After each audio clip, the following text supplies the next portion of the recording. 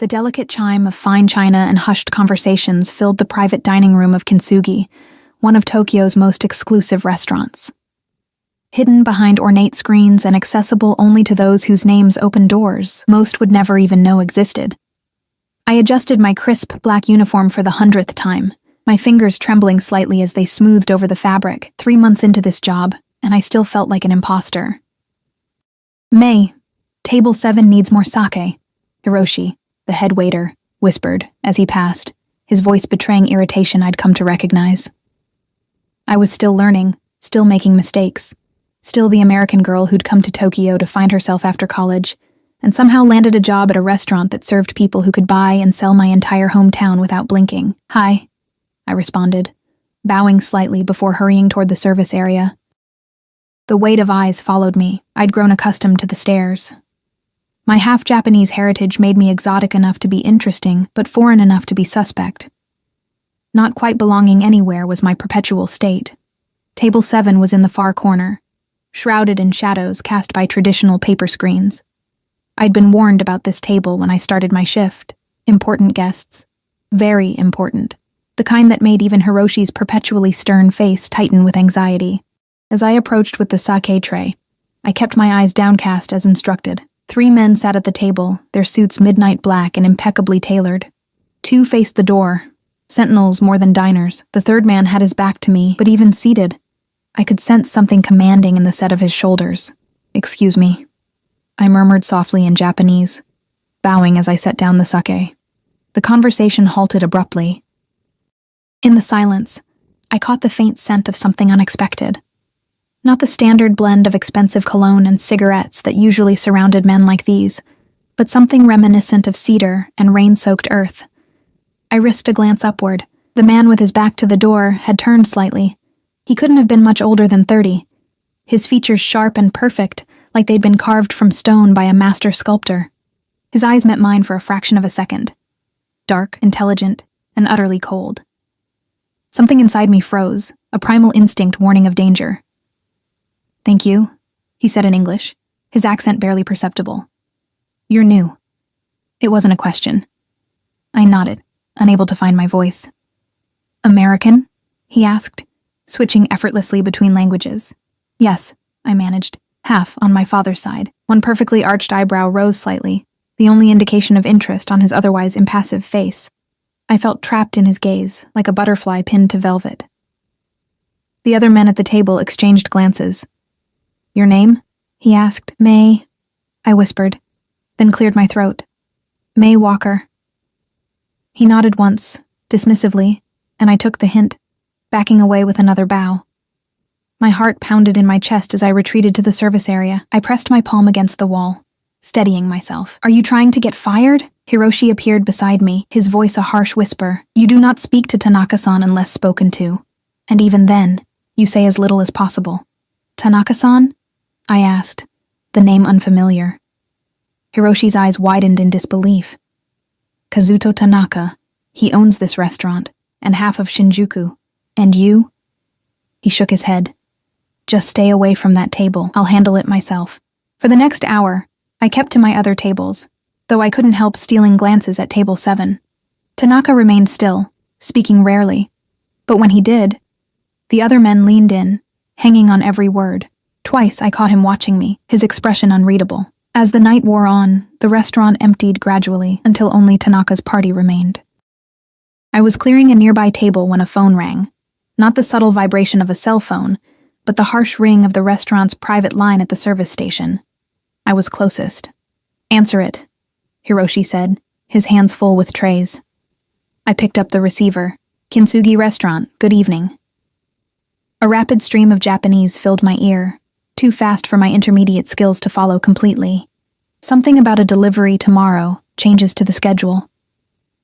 I recognized the word for boss repeated several times. "I'm sorry," I said in Japanese. "Could you speak more slowly, please? I don't understand." The voice on the other end switched to English, annoyed. "Who is this? Put Tanaka-san on immediately." I froze. I'm just a waitress. Let me get..." A hand appeared beside me, taking the receiver from my grasp. I hadn't heard him approach. How could someone move so silently? Tanaka stood inches from me, his proximity sending a shock through my system. Up close, he was even more intimidating, taller than I'd realized, his presence seeming to consume all the oxygen in the room. "Hi," he said into the phone, his voice low. He listened for a moment, his eyes never leaving my face. I wanted to step away, to create some distance, but my back was already against the counter. I was trapped between the solid wood and his solid frame. He spoke again, rapid Japanese that I couldn't follow, except for one phrase at the end that was unmistakable. "She stays." He hung up the phone. "You understood that call," he stated. "Only parts," I admitted, heart racing. "Something about a delivery schedule?" His eyes narrowed slightly. "You speak Japanese." "Some." "My mother is Japanese. I've been studying since I came here, but I'm not fluent." "How long have you worked here?" 3 months. "Before that?" I swallowed. "I taught English at a small school in Roppongi. But the program lost funding." He studied me for a long moment, then reached into his jacket. I flinched involuntarily, earning the ghost of a smile from him. He pulled out a business card instead, holding it between 2 fingers. "Tomorrow, 9 a.m., my office." He placed the card on the counter beside me. "Don't be late." Before I could respond, he turned and walked back to his table. The 2 men stood immediately, flanking him as they exited the restaurant without another word. Hiroshi appeared at my side, his face pale. "What did you do?" I looked down at the card. Embossed black text on cream paper read simply, "Kazuto Tanaka, Tanaka Group. He wants me to come to his office tomorrow," I said, my voice small even to my own ears. Hiroshi took the card from my trembling fingers, examining it before handing it back with a look I couldn't quite decipher. "Then you go, and you pray he only wants you for your language skills." That night, sleep eluded me in my tiny apartment. Rain pattered against the windows, creating shadows that danced across my ceiling. Every time I closed my eyes, I saw Tanaka's face, felt his presence looming over me. I told myself I wouldn't go, that I'd call in sick to the restaurant and forget I'd ever heard the name Kazuto Tanaka. But deep down, I knew that wasn't an option. Men like him didn't make requests. They gave commands, and the world bent to their will. And there had been something in his eyes when he looked at me. Something calculating and possessive that made my skin prickle with both fear and something else I wasn't ready to name. The next morning dawned gray and misty. I stood before my closet, paralyzed by indecision. What does one wear to meet a man who made hardened businessmen tremble? I settled on a simple black dress, modest but professional. The address on the card led me to a towering glass building in the financial district. My reflection in the polished doors showed a pale face with wide, frightened eyes. I barely recognized myself. The lobby security barely glanced at the card before directing me to a private elevator that required a key card. A stone-faced man in a suit materialized beside me, swiping his card without a word. We rode in silence to the top floor. The elevator opened directly into an expansive office. Floor-to-ceiling windows offered a panoramic view of Tokyo, the city shrouded in mist like something from a dream. Tanaka stood with his back to me, hands clasped behind him, gazing out at the skyline. "May Walker," he said without turning. "You're 3 minutes early." I stepped forward, my heels silent against the plush carpet. "You said not to be late." Now he turned, and in the morning light, I could see him clearly for the first time. His suit was charcoal gray, custom-fitted to his athletic frame. His face was a study in perfect symmetry, but it was his eyes that captured me, dark as midnight, and just as fathomless. "Do you know who I am?" he asked, moving to sit behind an enormous desk of polished wood. "You own the restaurant where I work," I said carefully. A small smile played at the corners of his mouth. "Among other things." He gestured to the chair across from him. "Sit." I obeyed, perching on the edge of the seat, ready to flee though I knew there was nowhere to run. "You're educated," he said. "American University?" I nodded. "Columbia, literature and Japanese studies. And yet you wait tables." I lifted my chin slightly. "I came to Japan to connect with my heritage. The teaching position was temporary. When it ended, I took what I could find. Admirable," he said, though his tone suggested otherwise. "But wasteful."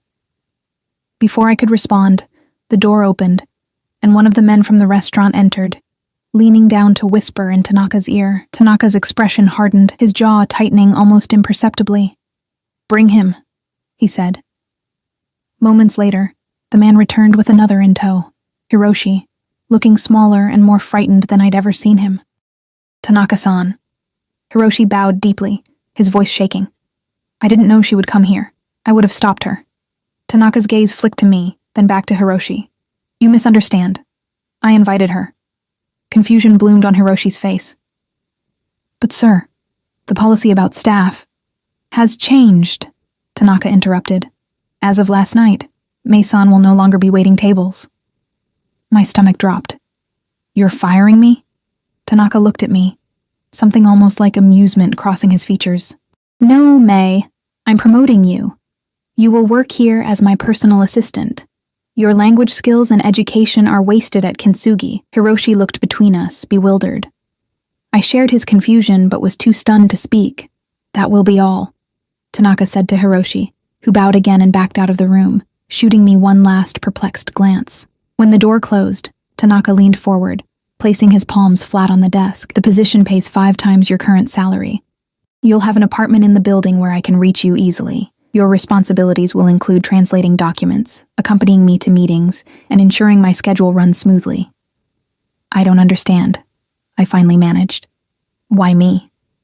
"Because you understood enough of that phone call to be dangerous," he said plainly.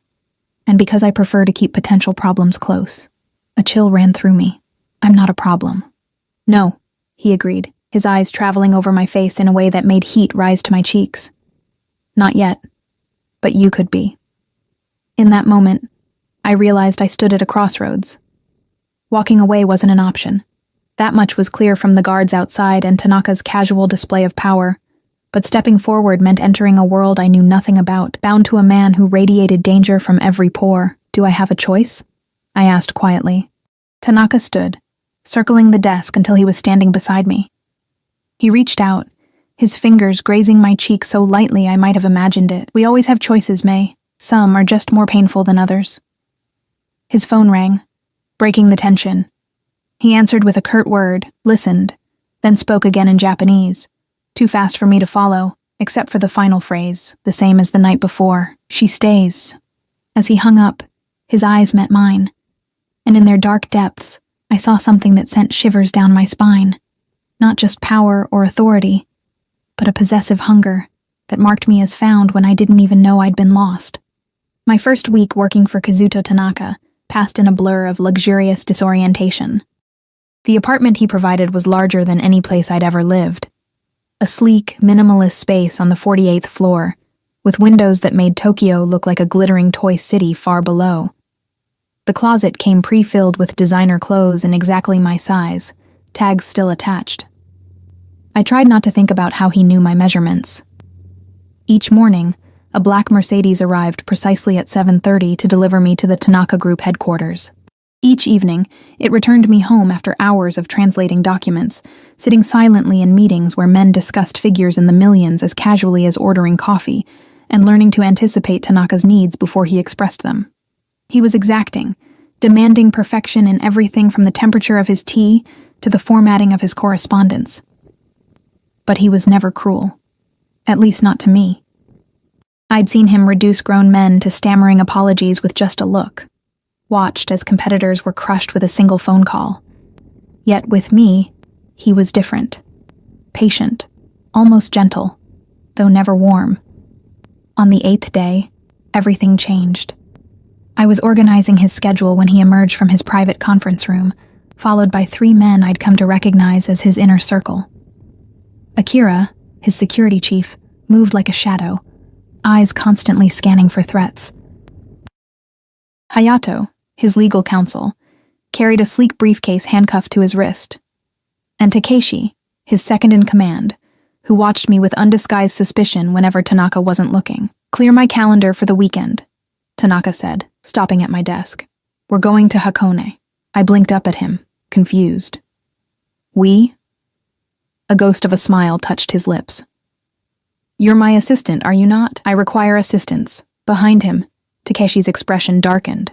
"Of course," I said, fingers already moving over the keyboard. "I'll make the arrangements. Already done, Tanaka replied. Pack for 3 days. Bring something formal for dinner. Before I could respond, he was moving toward the elevator, Akira and Hayato flanking him like sentinels. Only Takeshi remained, hovering by my desk. You know what he is, don't you? He asked, voice low and dangerous. I kept my expression neutral. My employer. Takeshi leaned closer, the scent of expensive cologne and cigarettes making me suppress a cough. He's Yakuza. His father was Kumicho of the Tanakagumi before him. The businesses, the restaurants, they're just the surface. Beneath is blood and bone. My hand stilled on the keyboard. I'd suspected, of course. The whispers, the deference, the power that seemed too absolute for mere wealth. But hearing it confirmed made my stomach tighten into knots. Why are you telling me this? I asked. Because you're playing with fire, Takeshi replied. And when he burns you, when he's done with his new toy, there won't be enough of you left to sweep away. He straightened, adjusting his tie.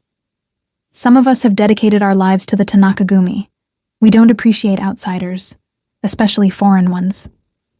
With that, he walked away, leaving me shaken. I sat motionless, staring at the screen without seeing it. Yakuza. I was working for, living in a building owned by, dependent upon, a crime lord. I should run, take whatever money I'd saved and flee back to America.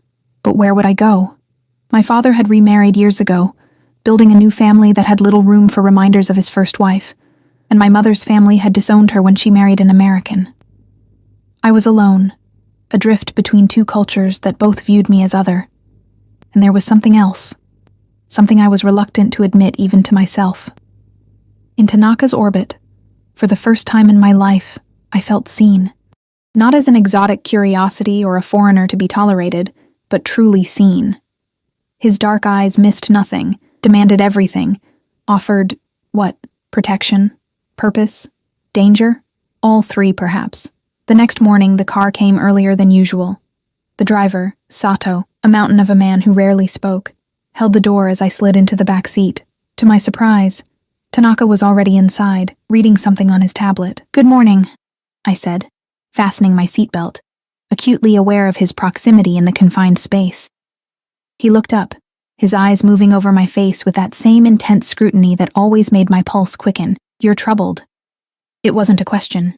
Somehow he always knew. No, The lie died on my lips at his raised eyebrow. Takeshi spoke to me yesterday. Something dangerous flashed across Tanaka's face. What did he say? I hesitated, suddenly afraid I'd made a mistake. He told me about your family business, the Tanakagumi, Tanaka said, setting aside his tablet. And what else? He said I was temporary. A toy. The words burned my throat. Tanaka was silent for a long moment, his eyes never leaving mine.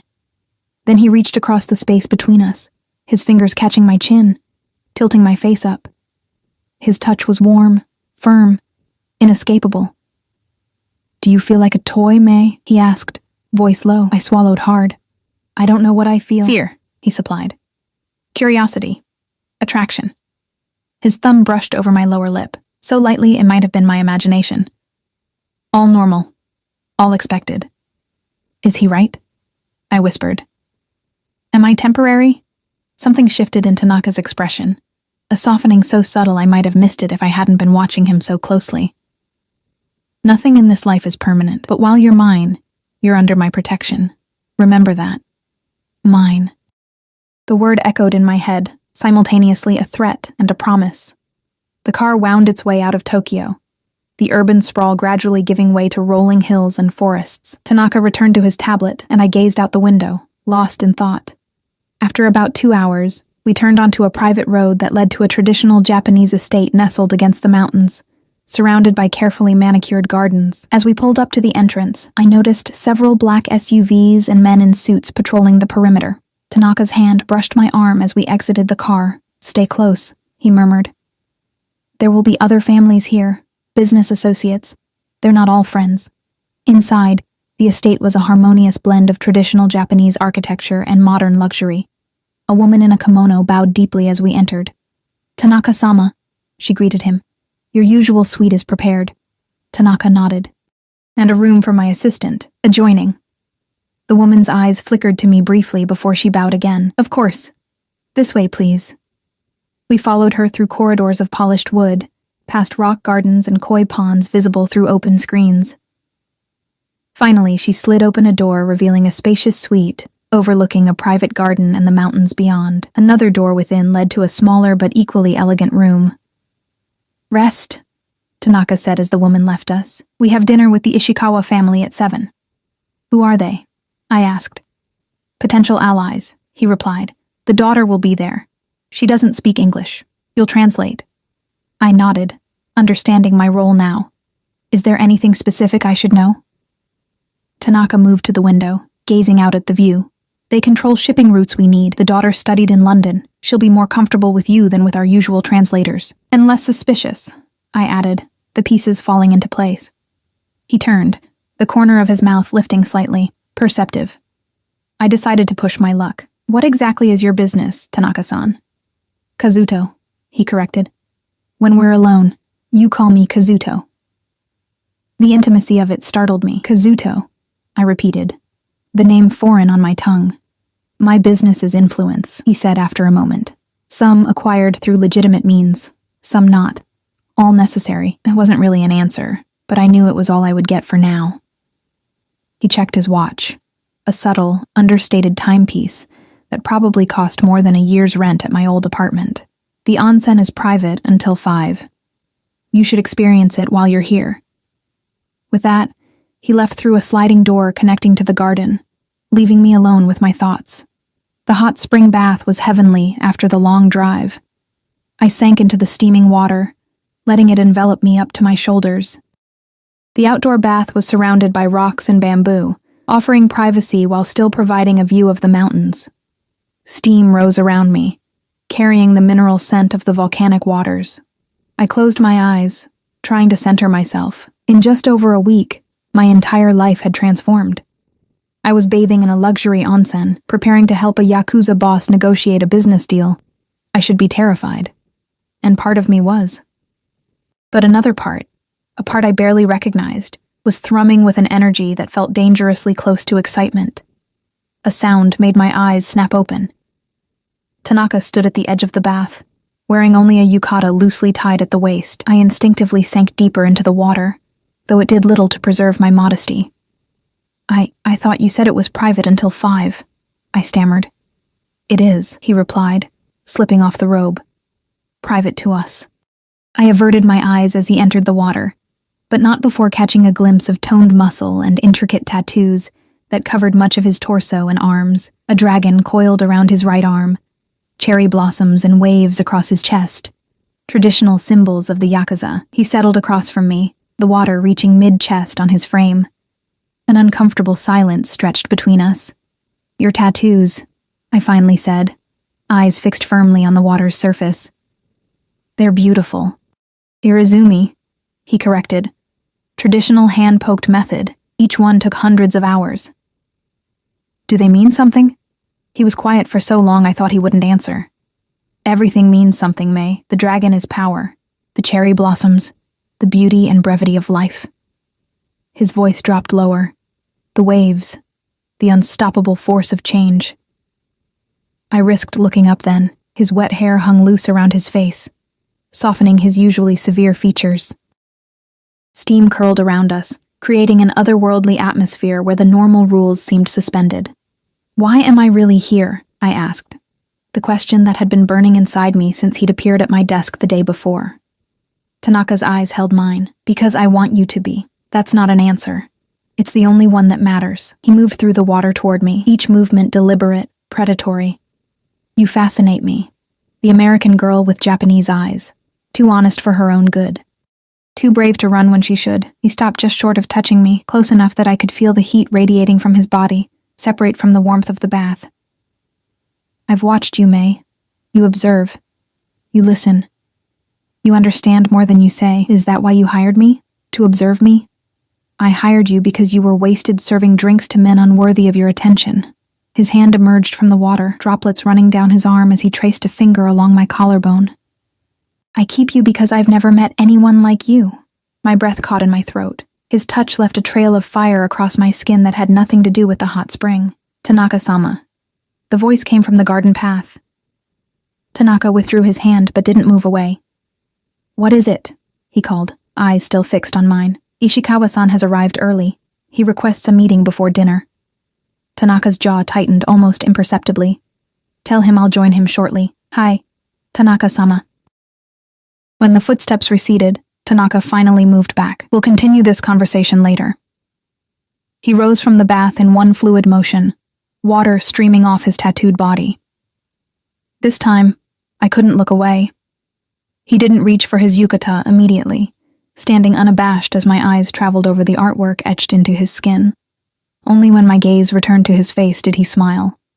A predator's smile, satisfied and hungry all at once. "Dinner is in 2 hours," he said. "Wear the red dress." With that, he wrapped himself in the robe and disappeared down the garden path, leaving me breathless and confused, and more certain than ever that I was venturing into dangerous territory. I found the red dress hanging in the closet of my room, along with several other evening gowns I hadn't packed. This one was simple but elegant, crimson silk that clung in all the right places, with a modest neckline but a daring slit up one side. I wondered if Tanaka had selected it himself or delegated the task. Either possibility left me unsettled. As I applied makeup, I caught sight of myself in the mirror and barely recognized the woman staring back. She looked polished, confident, belonging in the world of luxury and power I'd stumbled into. But her eyes, my eyes, held a wariness that couldn't be concealed with cosmetics. A gentle knock at my door announced the arrival of one of the attendants, who guided me through the estate to a private dining room. Tanaka was already there, deep in conversation with an older Japanese man, Ishikawa presumably. Beside them sat a young woman about my age, her expression carefully neutral. Tanaka looked up as I entered, his conversation halting mid-sentence. Something flashed in his eyes as they traveled over me, something possessive and approving that made heat rise to my cheeks. He extended a hand, beckoning me forward. "May," he said, "meet Ishikawa Haruto and his daughter Yuki." I bowed respectfully, first to the father, then to the daughter. "It's an honor to meet you both." Yuki's eyes widened slightly at my Japanese. She smiled, a genuine expression that transformed her serious face. "The honor is mine," she replied in Japanese. "It's so refreshing to meet another woman here. These gatherings are usually filled with old men discussing boring business." I translated for Tanaka, softening her words slightly. His lips twitched in what might have been amusement. "Tell her I hope we prove less boring," he said. As dinner progressed, I fell into the rhythm of translation, moving between languages as needed. Yuki was indeed more forthcoming with me than with the men, sharing details about her life in London, her father's business. I caught subtle cues from Tanaka about which information to emphasize in my translations, which to downplay. Halfway through the meal, Tanaka's hand came to rest on the small of my back, as he leaned in to hear something Ishikawa was saying. The touch was casual, almost proprietary. Across the table, I noticed Yuki observing the gesture, a knowing look crossing her face. When the men excused themselves to discuss business in private, Yuki switched to English, surprising me. "So," she said, sipping her sake, "how long have you been with Tanaka-san?" "Just over a week," I replied. "I'm his assistant." She laughed lightly. "Is that what they're calling it now?" My cheeks burned. "It's not like that." "No?" She raised an eyebrow. "He watches you like a man dying of thirst watches water. And the red dress? That's his signature color. Everyone here knows what it means when a woman wears Tanaka red." My heart seemed to stop, then restart at double speed. "What does it mean?" Yuki leaned closer, lowering her voice. "It means you're his, off limits to everyone else." Her eyes flicked to the door where the men had disappeared. "He's not known for sharing." "You misunderstand," I insisted, though my voice lacked conviction. "It's a professional relationship." She gave me a pitying look. "There's nothing professional about the way he looks at you, or the way you look at him." She took another sip of sake. "Be careful, Mei-san. Men like Tanaka don't love, they possess. And what they possess, they never release." Before I could respond, the door slid open again. Tanaka and Ishikawa returned, their expressions revealing nothing of their discussion, but something had shifted. A new tension hummed in the air between them. May, Tanaka said, his voice cool and controlled. Ishikawa-san has invited us to join him tomorrow for a boat tour of Lake Ashi. You'll accompany me. I nodded, not trusting my voice. Under the table, Yuki squeezed my hand briefly in what felt like solidarity. The rest of the evening passed in a blur of polite conversation and calculated maneuvers. I played my role, translating when needed, smiling at the right moments. But inside, my mind raced with Yuki's words. Tanaka read, his signature color, his mark of possession. When Ishikawa and his daughter finally departed, Tanaka remained seated, motioning for me to stay as well. The attendants cleared the dishes silently, then disappeared, leaving us alone in the room. You and Yuki seem to get along well, he observed, pouring sake into my cup without asking. She's interesting, I said carefully. She told me about her studies in London. And what else did she tell you? His dark eyes bore into mine, and I knew lying would be futile. She told me what it means when a woman wears this color. A slow smile spread across his face. And what did you say? I told her she was mistaken, that our relationship is professional. Is it? He stood in one fluid motion, circling behind me. His hands came to rest on my shoulders, thumbs tracing small circles at the base of my neck. Is that all you want it to be? My breath hitched as his touch sent electric currents down my spine. I don't know what I want, don't you? His voice was a low rumble near my ear. One hand slid from my shoulder to the nape of my neck, fingers threading through my hair. Your body betrays you, May, every time I touch you, every time I come near. I closed my eyes, unable to deny it. From the first moment in the restaurant, something had drawn me to him, something beyond fear or fascination. It's dangerous, I whispered. Yes, he agreed, his grip tightening slightly in my hair. I am dangerous. The question is whether you're brave enough to face that danger. He released me suddenly, stepping back. Get some rest. Tomorrow will be challenging. Without another word, he left, the door sliding closed behind him with a soft whisper that seemed to echo in the emptiness he left behind. Sleep eluded me that night. I lay on the futon, staring at the ceiling, replaying every moment since that fateful night at the restaurant. How had I ended up here? In a luxury ryokan, wearing a dress the color of blood and desire, caught in the orbit of a man who commanded fear and respect in equal measure. More troubling still, why didn't I want to escape? Dawn was breaking when I finally drifted off, only to be awakened by a gentle knock at my door 2 hours later. An attendant entered, bearing a tray with tea and a light breakfast. Tanaka-sama requests you join him in the garden when you're ready, she said, bowing deeply. I dressed quickly in a simple sundress, blue, not red, and followed a stone path through immaculately maintained gardens. Tanaka sat beside a koi pond, watching the colorful fish glide beneath the surface. He wore casual clothes today, dark jeans and a simple button-down shirt, sleeves rolled up to reveal the edges of his tattoos. Somehow the informal attire made him seem more approachable, though no less dangerous. You didn't sleep, he said without turning. I stopped a few feet away. How could you possibly know that? Now he looked up, and the intensity in his gaze made me catch my breath.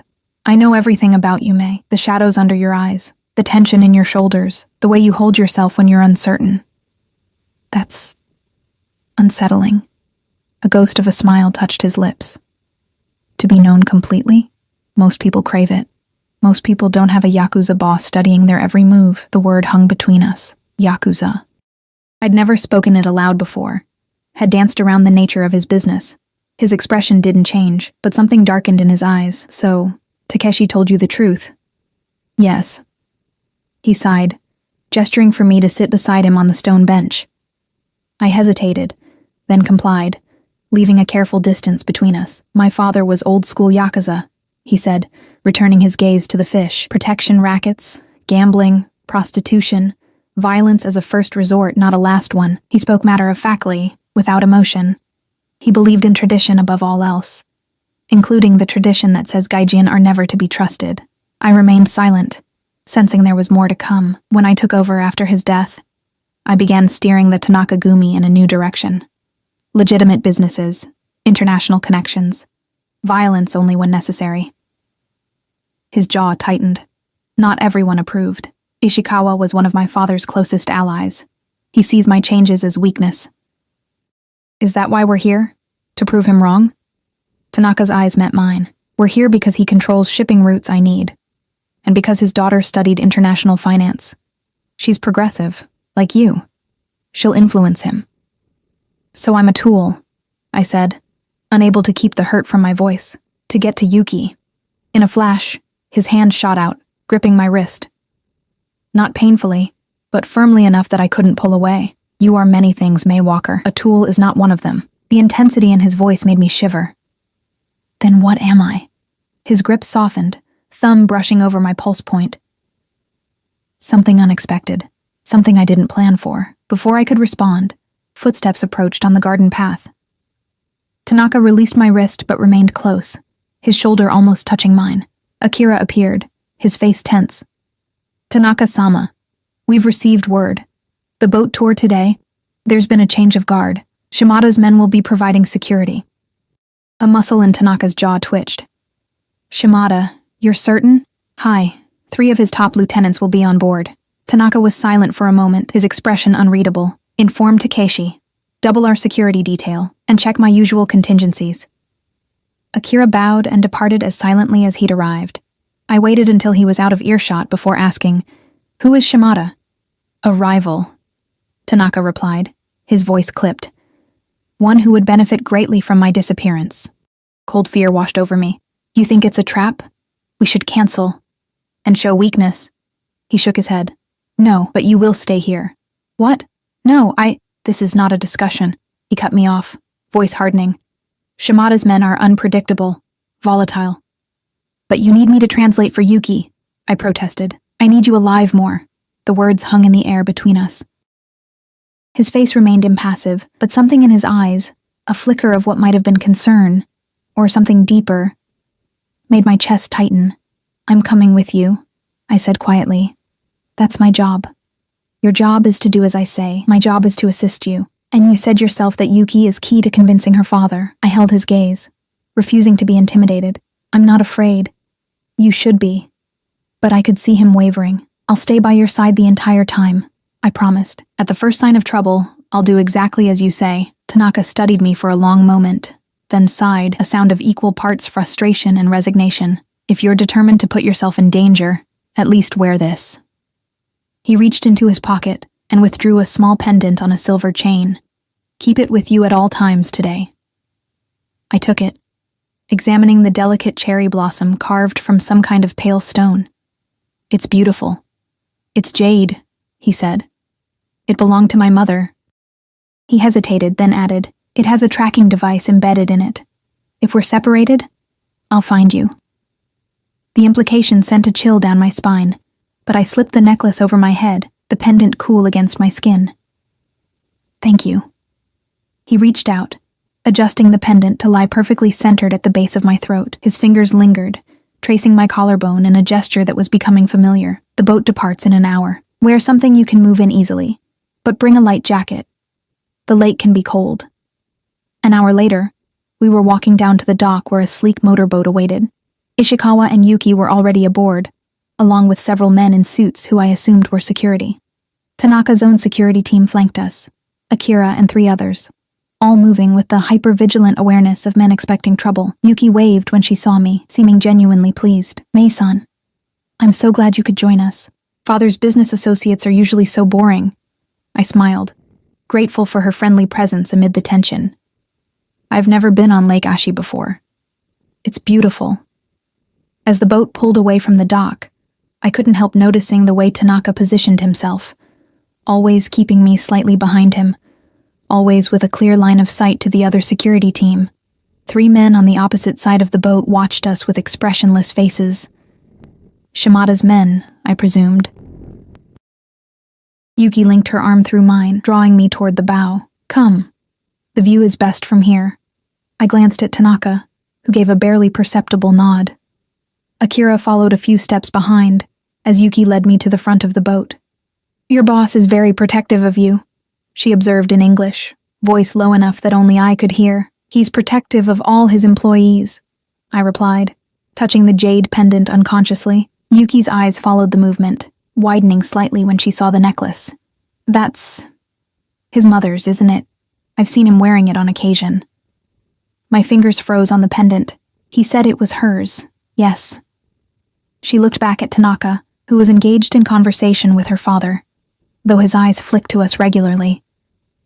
You know, in traditional Japanese culture, giving a family heirloom like that, it has significance. What kind of significance? I asked, pulse quickening. Before she could answer, a commotion broke out at the stern, raised voices, a sudden movement. Tanaka was on his feet in an instant, Akira at his side. One of Shimada's men had his hand inside his jacket. Everything happened so fast. Tanaka pushed Ishikawa down, shielding him with his body. Akira drew a weapon I hadn't realized he was carrying. Yuki screamed, clutching my arm. And then, the sharp crack of gunfire. Chaos erupted. More shots. Yuki and I dropped to the deck. Through the pandemonium, I heard Tanaka's voice calling my name. I looked up to see him fighting his way toward us, expression fierce. Behind him, one of Shimada's men raised his gun, aiming directly at Tanaka's back. "Behind you!" I screamed. Tanaka spun, but too late. The gun fired. He staggered, clutching his side, but remained standing. With a movement so swift I barely saw it, he drew his own weapon and fired twice. The man collapsed. Akira reached us, pulling Yuki and me to our feet. "This way," he ordered, pushing us toward a small cabin. "Stay inside. Lock the door." "Tanaka," I gasped, trying to see through the mayhem. "He's hurt." "Go!" Akira shouted, shoving us into the cabin and slamming the door. Yuki was sobbing, her entire body shaking. I locked the door as instructed, then guided her to sit on a bench. "It's going to be all right," I said, hoping I wasn't lying. "Breathe, Yuki." More gunshots sounded outside, then shouts. I moved to the small window, trying to see what was happening. The boat was circling back toward shore, but the fighting continued on deck. I caught glimpses of Tanaka, still on his feet despite the blood staining his shirt. Moving with lethal precision, I clutched the jade pendant, its edges digging into my palm. This was the world I'd entered, a world of blood and violence, of power struggles played out with bullets rather than boardroom negotiations. I should be terrified, desperate to escape. Instead, I felt a strange calm settle over me, a clarity I'd never experienced before. When the boat finally docked, an eerie silence had fallen. The door to our cabin opened, revealing Akira, his suit torn and bloodied but his expression as impassive as ever. "It's over," he said simply. "Come." I helped Yuki to her feet, her face pale and tear-streaked. "My father?" she whispered. "Unharmed," Akira assured her. Tanaka-sama protected him. We emerged onto the deck. 4 bodies lay covered with jackets. Ishikawa sat on a bench, looking shaken but uninjured, and Tanaka. He stood at the bow, one hand pressed to his side, staring out at the lake as if nothing had happened. When he heard us, he turned. His eyes found mine immediately, relief washing over his features before the mask of control returned. "Take Ishikawa-san and his daughter back to the ryokan," he ordered Akira. "Ensure they're comfortable. Double the security on their rooms." "And you, sir?" Akira asked. "I'll follow shortly. First, I need to speak with May." Akira hesitated, then nodded, guiding Yuki and her father off the boat. Tanaka's remaining security team moved discreetly to the dock, leaving us alone on the blood-spattered deck. I approached him slowly. "You're hurt." "It's nothing. A graze." I could see through the tear in his shirt that it was more than a graze. A bullet had carved a path along his ribs, leaving a deep, bleeding furrow. "You need a doctor." "What I need," he said, voice low and intense, "is to know that you're all right. I'm fine. Thanks to you and Akira." He closed the distance between us in 2 strides, his hands coming up to frame my face. "When the shooting started and I couldn't reach you." His voice trailed off, something raw and vulnerable flickering in his eyes. "I'm here," I whispered. "I'm safe." His thumbs brushed over my cheeks, coming away wet with tears I hadn't realized I'd shed. "You warned me about the man behind me. You saved my life." Before I could respond, his mouth was on mine, hard and desperate. The kiss was everything I'd secretly imagined, and nothing I'd been prepared for. Possessive, demanding, consuming. I responded without thinking, my hands clutching at his shoulders, heedless of the blood. When we finally broke apart, both breathing hard, he rested his forehead against mine. I shouldn't have brought you here. I put you in danger. I chose to come, I reminded him. I'm not a child, Kazuto. I make my own decisions. Something darkened in his eyes at the sound of his name. And what decision are you making now, May Walker? Now that you've seen the truth of my world? I looked around at the aftermath of violence, at the blood staining the deck, at the man before me who had killed without hesitation to protect what was his. The answer should have been obvious. I should run as far and as fast as possible. Instead, I reached up, touching the jade pendant at my throat. I'm staying, I said softly.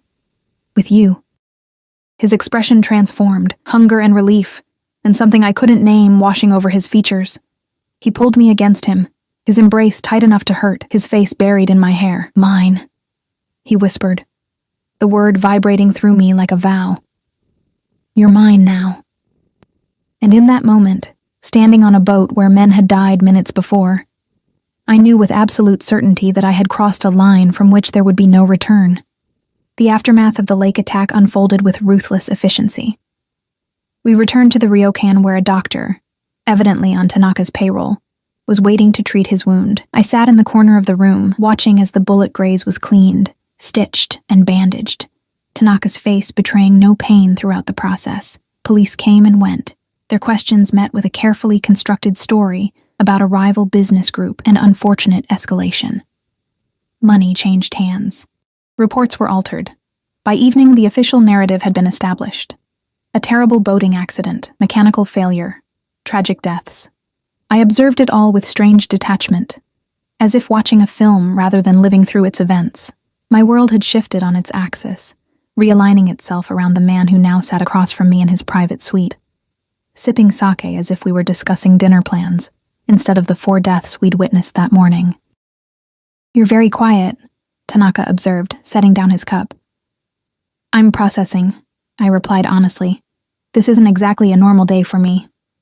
A ghost of a smile touched his lips. No, I suppose not. He studied me for a moment. Does it frighten you? What happened today? Yes, I admitted, but not in the way you might think. I met his gaze steadily. What frightens me is how quickly I'm adapting to it, to your world.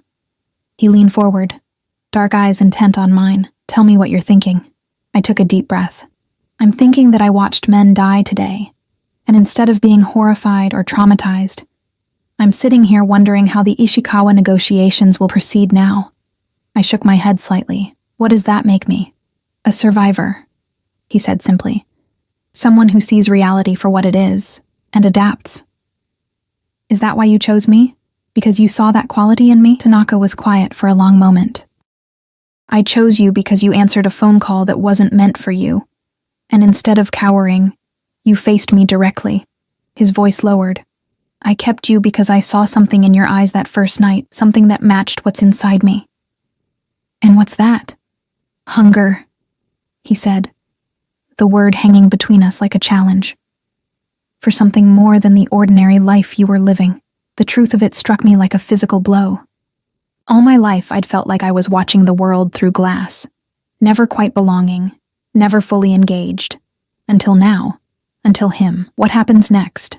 I asked, surprised by the steadiness of my voice. Ishikawa will agree to our terms, Tanaka replied. Today proved I can protect him better than Shimada ever could.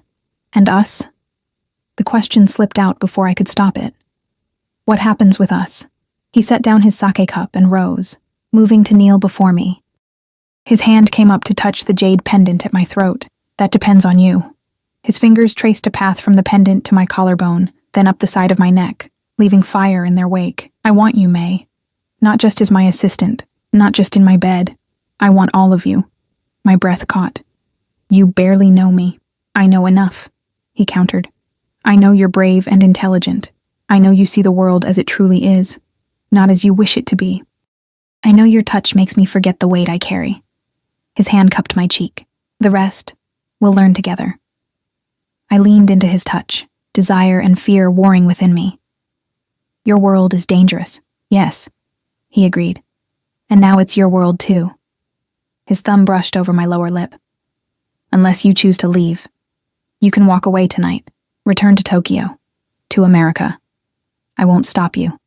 I searched his face, looking for deception, finding none. You would let me go? Difficult. It would be, he admitted. A flash of something possessive darkening his gaze. But yes, the choice is yours, May. It always has been. In that moment, I knew he was giving me a gift few in his world ever received. The freedom to choose, rather than having the decision made for me, and somehow, that made my choice clearer. I leaned forward, closing the distance between us, and pressed my lips to his. Unlike our first kiss on the boat, this one was gentle, questioning. His response was immediate, his hand sliding into my hair, holding me to him as the kiss deepened. When we finally broke apart, his eyes had gone dark with desire. Is that your answer? Yes, I whispered. I'm staying. Something shifted in his expression. Relief, triumph, hunger all mingling together. He stood, pulling me to my feet and into his arms. You're certain? I nodded, unable to form words as his hands traveled down my sides, coming to rest at my hips. Say it, he demanded softly. I need to hear the words. I'm yours, I said, the admission both terrifying and exhilarating. I choose this. I choose you. The restraint he'd been exercising shattered. His mouth claimed mine, hungry and demanding, as he backed me toward the bedroom. Any hesitation I might have felt dissolved under the heat of his touch, the intensity of his desire. Clothes fell away, his hands and lips exploring every inch of newly exposed skin with reverent attention. His body was a canvas of art and scars, the Irizumi tattoos extending across his chest, down his arms, over his back. A dragon, cherry blossoms, waves, and symbols I didn't recognize, all rendered in vibrant colors that seemed to move in the dim light. I traced them with my fingertips, learning the map of him, as he did the same to me. Beautiful, he murmured against my skin. So beautiful. When we finally came together, it was with an intensity that bordered on desperation, as if we were both trying to claim and be claimed in equal measure. Afterward, lying in the tangled sheets with his arm around me, my head on his chest, I felt a strange sense of peace, as if I'd been searching for something my entire life without knowing what it was, only to find it in the most unexpected place. What are you thinking? He asked, fingers tracing lazy patterns on my bare shoulder. That I should be more frightened by today than I am, I admitted. By all of this. He was quiet for a moment. Fear is natural. Wise, even. But you've shown more courage than most men in my organization. His hand moved to the jade pendant, which I'd never removed. This suited you from the moment I put it on you. Yuki said it has significance, giving a family heirloom. A small smile played at his lips. It does. His fingers closed around the pendant. It means I've chosen you. As what? As mine, he said simply. In every way that matters. The words should have alarmed me. They spoke of possession, of a decision made without my input. Yet I found myself comforted by them, wrapped in the certainty of his claim like a protective cloak. Sleep, he murmured, pressing a kiss to my forehead. Tomorrow, we return to Tokyo. Things will be different now. I didn't ask how. Instead, I let sleep claim me, safe in the arms of a dangerous man who had somehow become my sanctuary. The journey back to Tokyo the next day was tense but uneventful. Ishikawa and his daughter traveled separately, but not before Yuki embraced me, whispering in my ear, "Be careful with your heart." The warning came too late. My heart was already inextricably tangled with Kazuto Tanaka's world. As we entered the city, Tanaka made a call, speaking rapid Japanese that I was beginning to understand more easily with each passing day. When he hung up, he turned to me. "There's something you need to see," he said. "A part of my life I haven't shown you yet." The car turned down unfamiliar streets, eventually pulling up to an unmarked building in a quiet neighborhood. Unlike the gleaming tower of Tanaka Group headquarters, this was a traditional structure, modestly elegant rather than ostentatious. "What is this place?" I asked as we stepped from the car. "My home," he replied. "My real home, not the penthouse where I sometimes sleep." I followed him through a gate into a courtyard garden, immaculately maintained with stone lanterns and a small koi pond. The house itself was traditional Japanese architecture, with sliding paper doors and a wooden veranda wrapping around the perimeter.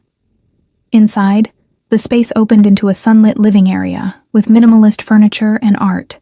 Not the ostentatious displays of wealth I might have expected, but carefully chosen pieces that spoke of refined taste. An elderly woman appeared, bowing deeply to Tanaka. "Tanaka-sama," she greeted him. "We weren't expecting you until tomorrow." "Change of plans, Hana," he replied. "This is May Walker. She'll be staying with me from now on." The woman's eyes widened slightly before she composed herself, bowing to me as well. "Welcome, Walker-san." "Thank you," I replied in Japanese, bowing in return. "Please call me May." A hint of approval flickered in her eyes before she turned back to Tanaka. "Shall I prepare tea?" "Please," he nodded. When she'd gone, he guided me deeper into the house. "Hana has been with my family since I was a child. She's one of the few people I trust completely." "She seems surprised to see me," I observed. "I've never brought anyone here before," he said simply. "This place is separate from my business, my sanctuary." The significance of his words wasn't lost on me. He was showing me a side of himself few ever saw, inviting me into the private world behind his carefully constructed public persona. He led me through several rooms, each minimally furnished but with at least one striking piece of art. A painted scroll, an ancient vase, a small statue. Finally, we came to a room that was clearly his office. Unlike the modern, intimidating space at Tanaka Group headquarters, this one felt more personal. Books lined the walls. A traditional low writing desk occupied one corner, and on the wall hung a single photograph. A beautiful Japanese woman holding a small boy, both smiling. "My mother," he said, following my gaze, "before my father's world destroyed her." I moved closer to the photograph, studying the woman whose jade pendant now hung around my neck. "What happened to her?" Tanaka was silent for a moment. "She came from an old family, traditional values. Marrying my father was considered beneath her, but she loved him." His voice hardened. "Until she discovered exactly what kind of man he was, what kind of business he ran. Did she leave?" "She tried." His face darkened with old pain. "A rival family used her escape attempt as an opportunity. They took her, thinking to use her as leverage against my father." I felt a chill run down my spine. "What did your father do?" "What the old code demanded. He refused to negotiate with them. Said it would show weakness." Tanaka's jaw tightened. "They returned her body 3 days later." Horror washed through me. "How old were you?" 8, he said, old enough to understand what had happened. Old enough to swear I would never be like him. I reached for his hand, squeezing it gently. "I'm so sorry." He accepted the touch, but his expression remained distant, lost in memory. My father saw emotion as weakness. After my mother died, he was determined to toughen me. His methods were effective. His eyes refocused on me. "It's why I've been changing the Tanaka Gumi. Moving away from the old ways, building something that doesn't rely on fear alone." "Is that why Shimada's men attacked? Because they see you as weak?" His lips curved in a humorless smile. "They see change as weakness, innovation as betrayal of tradition." He led me to sit on a cushion near the desk. "You need to understand what you've chosen, May. The world you're entering, it's not just business rivals and shipping contracts. There are men who want me dead simply because I believe there's a better way to build power than through bloodshed." "Like your mother believed," I said softly. Something flickered in his eyes, surprise, then a deep, painful recognition. "Yes," he agreed, "like my mother." Hana appeared with a tea tray, setting it carefully between us before withdrawing silently. Tanaka prepared the tea with practiced movements, the ritual seeming to center him. "There's something else you should see," he said after we'd drunk our tea in contemplative silence. "Something that might help you understand." He led me to another room, this one clearly more private. A futon laid on a slightly raised platform. A wardrobe of dark wood stood against one wall. And on another wall, a shrine, a small altar with candles, incense, and another photograph of his mother, this one showing her alone, smiling serenely at the camera. Tanaka knelt before the shrine, lighting an incense stick with practiced movements. I knelt beside him, watching as he closed his eyes briefly, his lips moving in what might have been a prayer. "I come here every day," he said quietly, "to remember why I do what I do. Why I'm changing the Tanaka Gumi, even when it puts a target on my back." For her, I said, and for myself, he added. I saw what my father's way did to him. It hollowed him out until there was nothing left but coldness and calculation. He turned to me, his eyes intense. I don't want that life, May. I never have. I reached for his hand again. What do you want? He laced his fingers through mine. Power, yes. Security. But also, he seemed to struggle for the words. Connection. Something real. Someone who sees me. Not just the kumicho of the Tanaka-gumi. I see you, I whispered. His free hand came up to cut my cheek. Yes, he agreed. You do. From that first night, it's why I couldn't let you go. He leaned forward, kissing me with a gentleness I hadn't experienced from him before.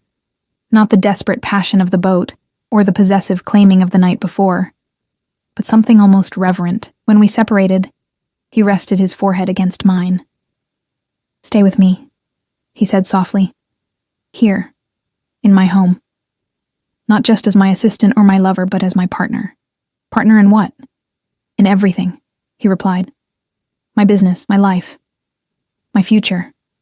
His thumb traced my cheekbone. The path I've chosen isn't easy, May. Changing the Tanaka-gumi means making enemies, powerful ones, but with you beside me. He didn't finish the sentence, but he didn't need to.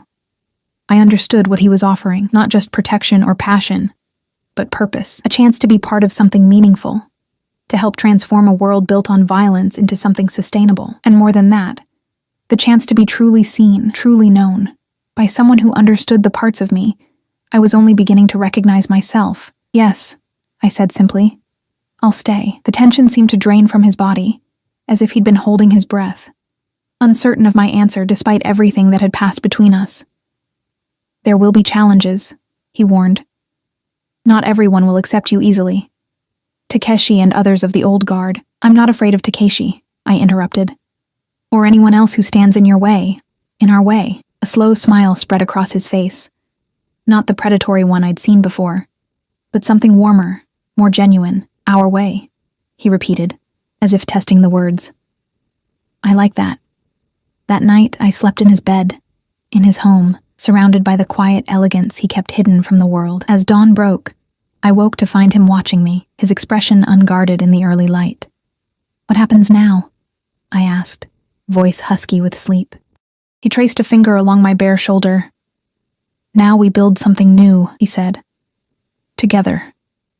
I didn't know then how prophetic those words would be, or how soon they would be tested. I only knew that for the first time in my life, I felt like I was exactly where I was meant to be, in the arms of a dangerous man who was showing me, day by day, that even the darkest worlds contained unexpected light. 3 days later, I moved permanently into Tanaka's home.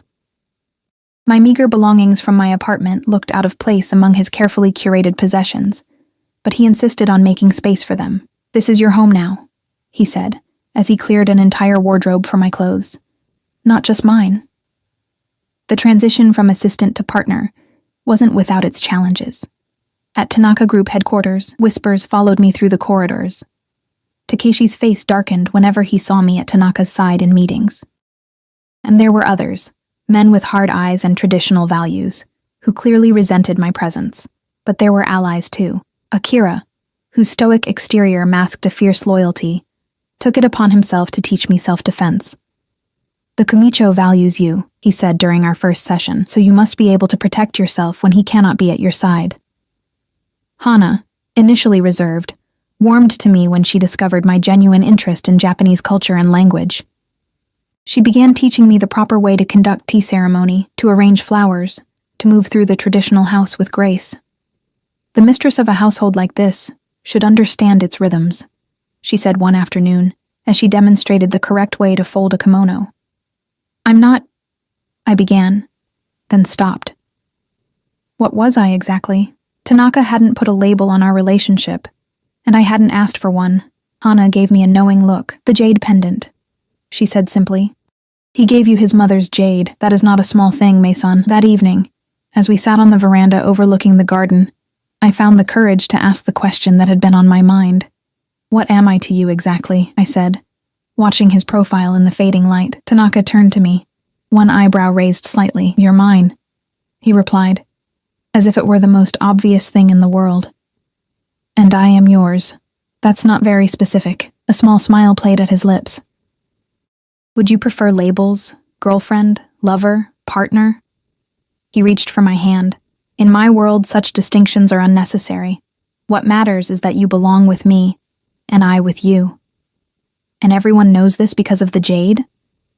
I touched the pendant that I hadn't removed since he'd placed it around my neck. Yes, he said, but more importantly, they know it because I've shown them. His fingers tightened around mine. By bringing you into my home, by having you at my side in meetings, by making it clear that disrespect to you is disrespect to me. I thought about the ways he'd integrated me into his life over the past days, introducing me to his closest associates, explaining aspects of the business I hadn't been privy to before, even consulting me on decisions that would once have been made without my input. I still have much to learn, I said. We both do, he replied. This is new territory for me as well, May. I've never shared my life this way before. The admission warmed me more than any declaration of love might have. For a man like Tanaka, vulnerability was rarer and more precious than any emotion. A month passed, each day drawing me deeper into Tanaka's world. I learned the complex hierarchy of the Tanaka Gumi, the delicate balance between legitimate business and shadow enterprises, the art of negotiation when backed by unspoken power. My Japanese improved rapidly, necessity being the greatest teacher, and with each night spent in Tanaka's arms, each morning waking to his watchful gaze, the connection between us deepened into something I had no words for, but paradise, even one built on such precarious foundations, never lasts. It began with whispers, reports from Tanaka's intelligence network of unusual movements among rival families, meetings held in secret, resources being pooled, old enemies putting aside differences.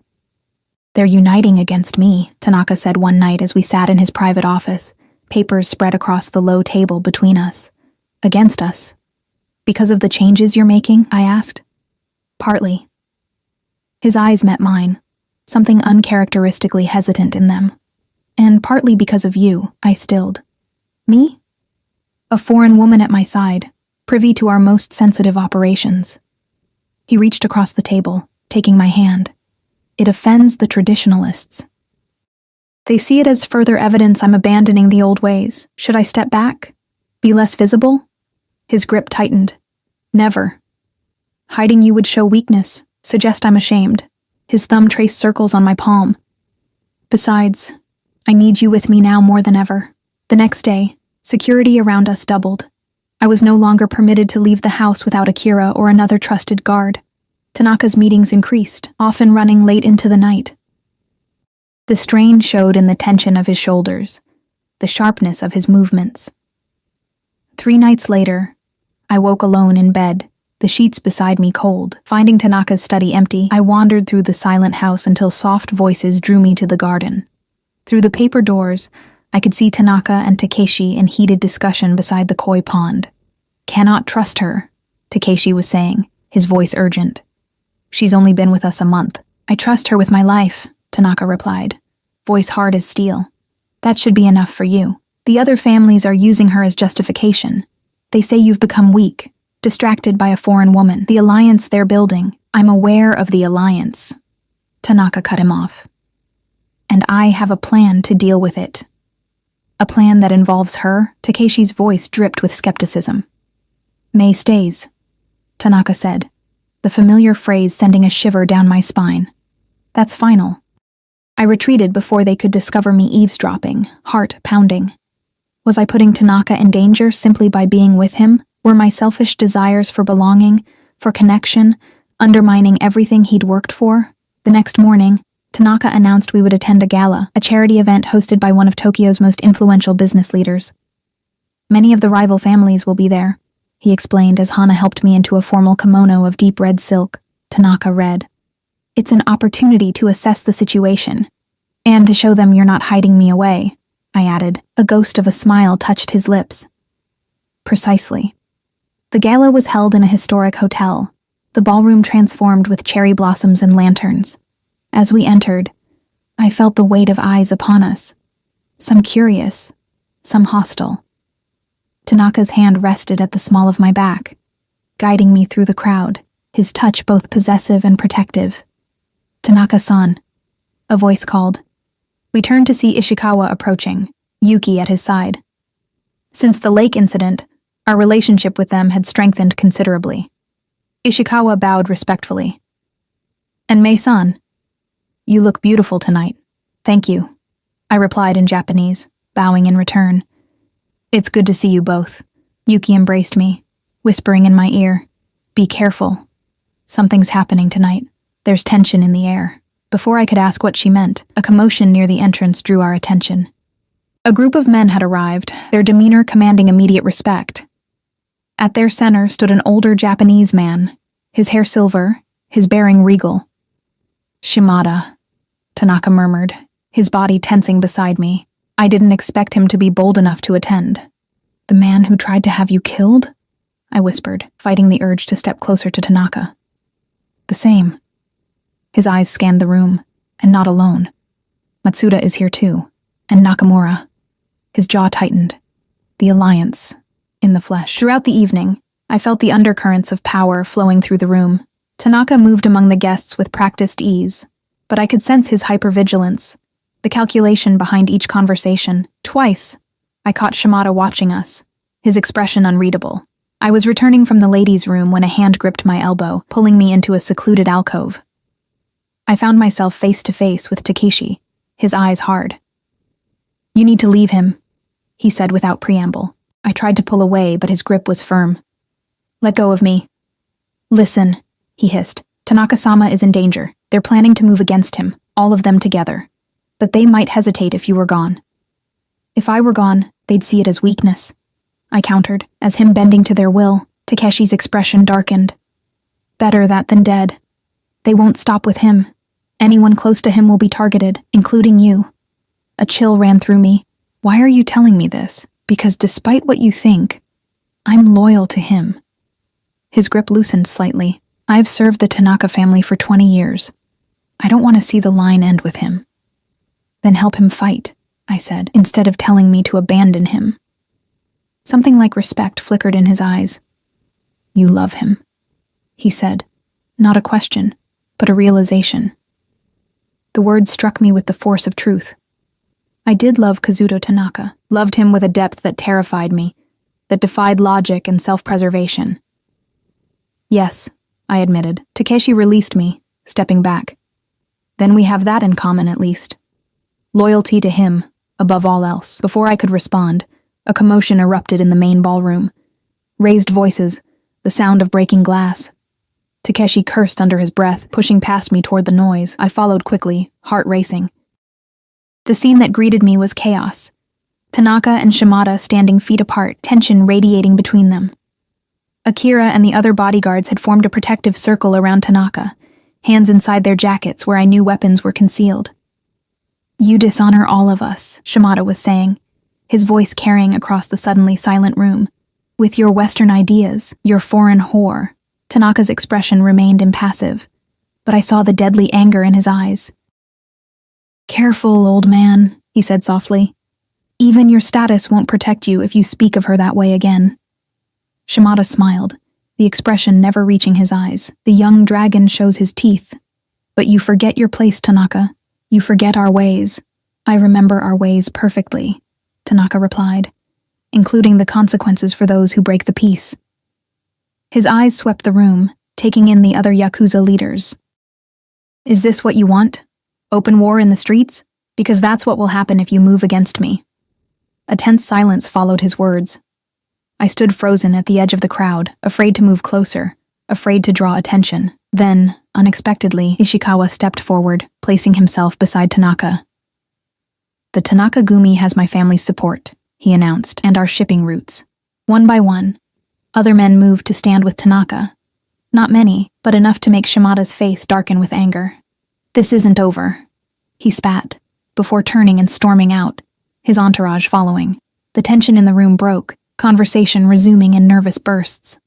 Tanaka's eyes found mine across the crowd, relief visible in them for a fraction of a second before his mask of control returned. Later that night, back at Tanaka's home, I sat on the edge of our bed, watching as he methodically removed his cufflinks, his tie, the trappings of the evening. Takeshi spoke to me tonight, I said quietly. He thinks I should leave you, for your safety. Tanaka stilled, then turned to face me. And what do you think? I think I love you, I said simply. And I'm not going anywhere. Something broke open in his expression. Vulnerability, and hunger, and something so tender it made my chest ache. He crossed the room in 2 strides, kneeling before me and taking my hands in his. Say it again, he whispered. I love you, Kazuto Tanaka. He brought my hands to his lips, kissing each palm with a reverence that made tears spring to my eyes. No one has said those words to me since my mother died, he said, voice rough with emotion. I had forgotten what they sounded like. Then I'll say them every day, I promised. Until you never forget again. He rose, pulling me to my feet and into his arms. I won't let them hurt you, he vowed. Any of them. I'll burn the whole city down first. I laid my hand against his cheek. We'll face them together. Build something new, remember? His arms tightened around me. Together. He agreed. 2 days later, we made our stand. With Ishikawa's support and the loyalty of those who believed in Tanaka's vision, we confronted the alliance directly.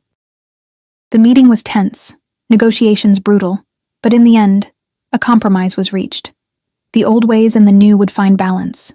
Tradition and innovation would coexist. And at Tanaka's side through it all was the American girl with Japanese eyes, wearing his mother's jade and his signature red, proof that even in the most unlikely places belonging could be found. 6 months later, in a private ceremony attended only by our closest allies, I became Mei Tanaka, binding my fate irrevocably to his. The shy waitress who answered a call beside the Japanese Mafia boss was gone, replaced by a woman who had found her strength in the arms of a dangerous man. She stays, he had said that first night, and I did.